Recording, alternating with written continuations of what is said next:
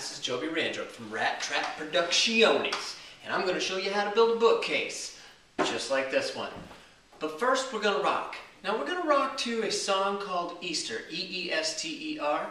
It's written by me, it's owned by me, Joby Rattrap. You can buy it on iTunes, Google Play, you can buy it on Amazon, or you can buy it on my YouTube channel.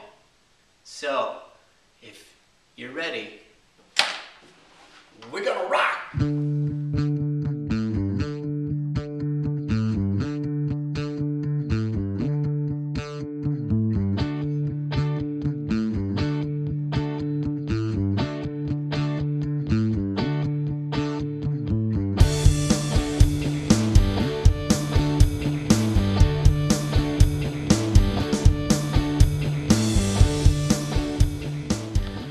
Okay, so the first thing you're going to want to do is roughly draw it out. I know that I'm going to want it to be 4 feet tall, 3 feet wide. This helps me order the materials. I'm going to have a top on it. I'm also going to have a little fascia board, and I'm going to trim it out top and bottom on both sides. The reason these aren't connected to the sides is because what I'm going to do is take a jig and make these movable shelves all the way here so I can adjust these shelves up and down in case there's tall books or short books or whatever. So, I've got my drawing. Let's go get my supplies. Okay, I just got back from the hardware store. I got my supplies. Now, if you're going to buy pre-ripped lumber at lengths, just because they say this is a 4-foot board does not mean it's a 4-foot board. As a matter of fact, a lot of times they will change dimensions. Like a 2x4 is not actually 2 inches by 4 inches. But a lot of times in the length, they'll rip them a little bit long. So you'll see that there's a pencil mark right here. That's actually 4 feet. So we're about 1/8 of an inch off. So what I'm going to do is I'm going to true up both of these sideboards and then be right back.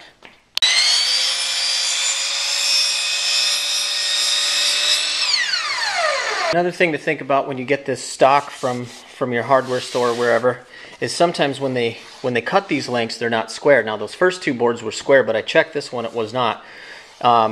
So what I did is I squared it up. So when you're taking length off, you might want to take it off both sides if you need to true it up. Now this is going to be a transverse piece, so this is going to be not a vertical piece, but a horizontal piece. So I'm cutting a whole foot off in length. So what I did is I trued this up with my miter saw.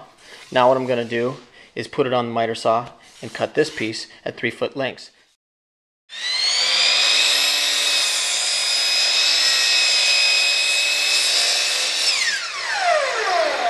So this is going to be the bottom board. So if you look back at the schematics, I cut that already. I cut the sides already. Now I'm going to cut this bottom board right here. And I bought these at 6-foot length, so I'm going to have to cut it in half. And once again, they gave it it was a little bit long. And this side's not true. This side is true. So I'm going to take my first measurement from here to 3 feet.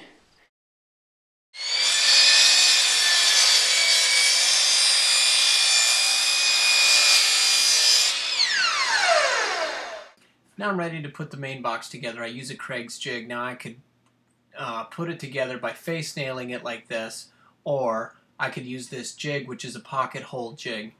So that's what I'm going to use. I just take that, clamp it on the bottom, just like that, and I'm going to drill my hole.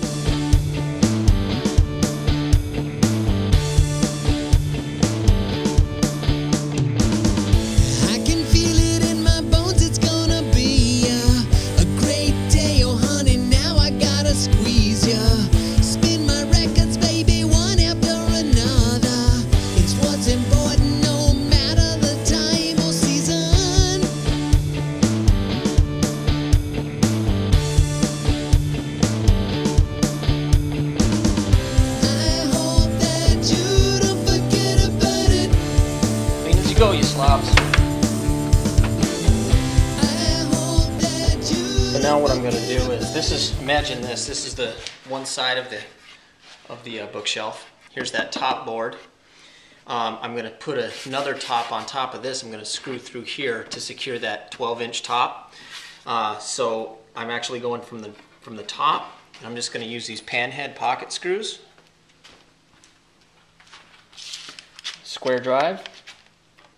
Put it in there. Once it sucks up, that's all you do.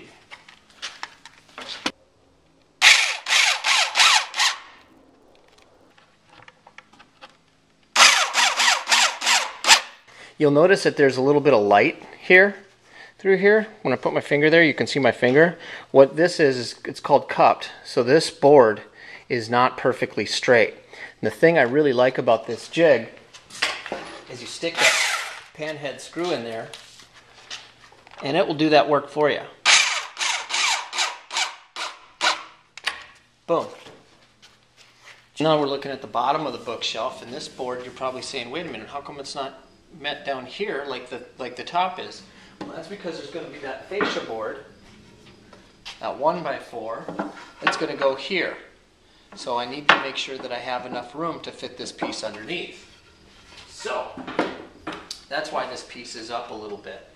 And when I put these jigs in so that you can't see these pocket screw holes, I'm screwing from the bottom up.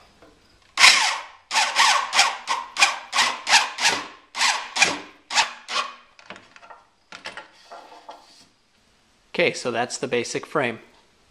There's the bottom with the gap. I'm going to put that filler board in a second. And there's the top.